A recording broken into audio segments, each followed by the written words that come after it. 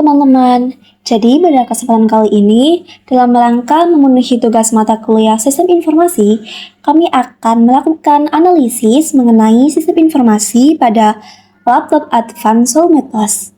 Oke, di sini kita akan melihat bagian sistem details. Di sini ada 2 poin utama, yaitu ada hardware information dan juga software information. Jadi sekarang saya akan menjelaskan mengenai hardware information.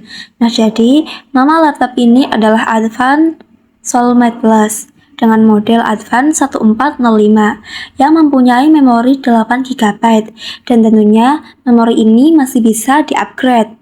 Kemudian untuk prosesornya, laptop ini menggunakan AMD Ryzen 5 3500U with Radeon Vega Mobile GFX 8.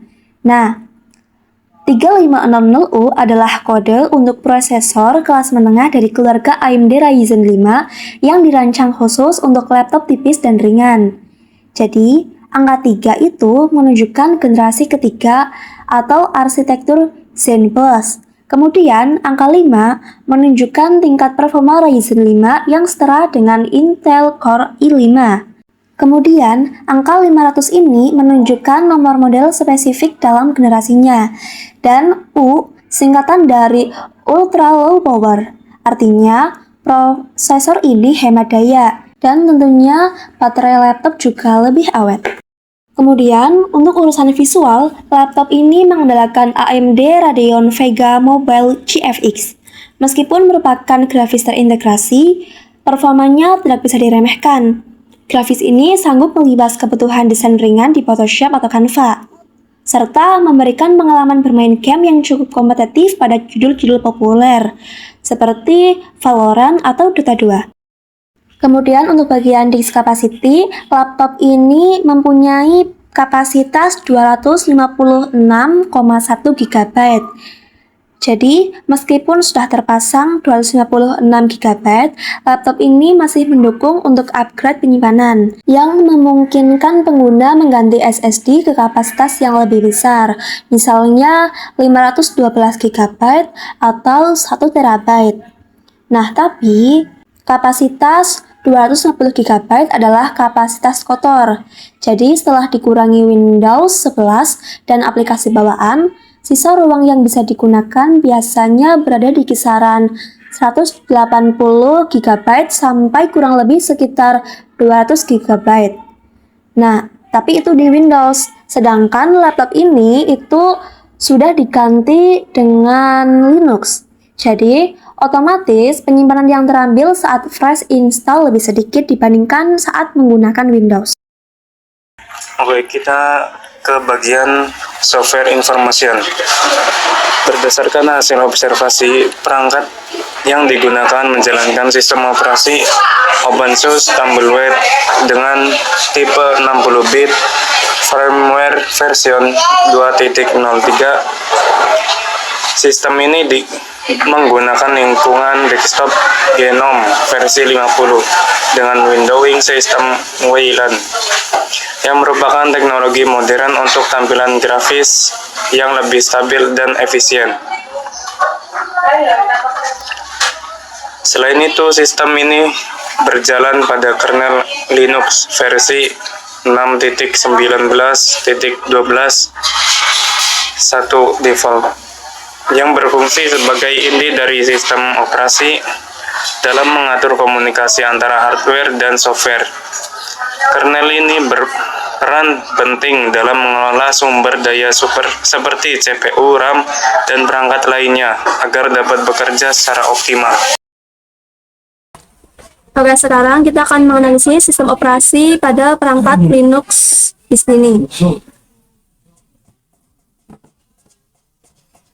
Oke, dari CPU prosesor, komputer ini menggunakan prosesor dengan 8 core, CPU 1 hingga CPU 8. Beban kerja tampak cukup merata di semua core, dengan rata-rata penggunaan berada di kisaran 25% hingga 35%. Grafik menunjukkan adanya fluktuasi beban yang stabil, menandakan ada aktivitas pemrosesan yang sedang berjalan, namun tidak sampai membuat sistem kewalahan atau overload. Selanjutnya untuk bagian memori atau RAM. Penggunaan RAM di sini cukup tinggi, yaitu sebesar 5,8 GB atau setara dengan 80,0% dari total kapasitas, yaitu 7,2 GB. Tingginya penggunaan ini bisa menyebabkan sistem terasa sedikit melambat jika membuka aplikasi berat tambahan. Oke, lanjut untuk bagian swap. Memori cadangan. Karena RAM utama sudah hampir penuh, sistem mulai menggunakan swap sebesar 2,3 GB atau setara 31,6%. Ini adalah mekanisme normal komputer untuk memindahkan data sementara dari RAM ke penyimpanan SSD atau HDD agar sistem tidak crash. Oke, selanjutnya kita akan analisis bagian jaringan dan disk. Aktivitas pada jaringan dan penyimpanan terpantau sangat rendah atau bahkan 0 bytes per second. Ini menunjukkan tidak ada aktivitas unduhan besar atau proses baca tulis data yang intensif di latar belakang. Jadi, saat ini, sistem sedang menjalankan beban kerja yang cukup intensif namun tetap terkendali. Hal yang paling menonjol adalah penggunaan memori RAM yang mencapai 80%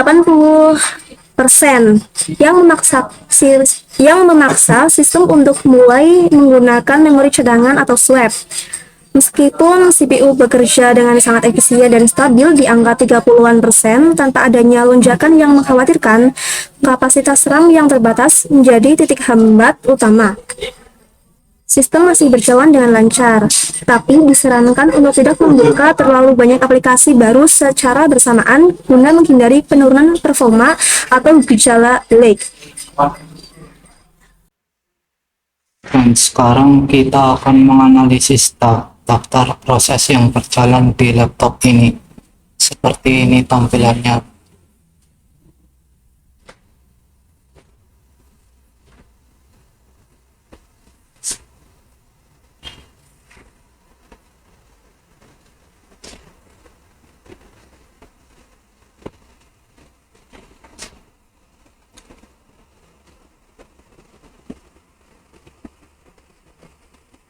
Program yang pertama adalah load dengan CPU yang digunakan 0,2% dan memori yang digunakan 1,4 GB. Program yang selanjutnya adalah GNOME software dengan CPU yang digunakan 0% dan memori yang digunakan 48,8 MB. Program yang ketiga adalah GNOME System Monitor dengan CPU yang digunakan 1,6% dan memori 43,2 MB.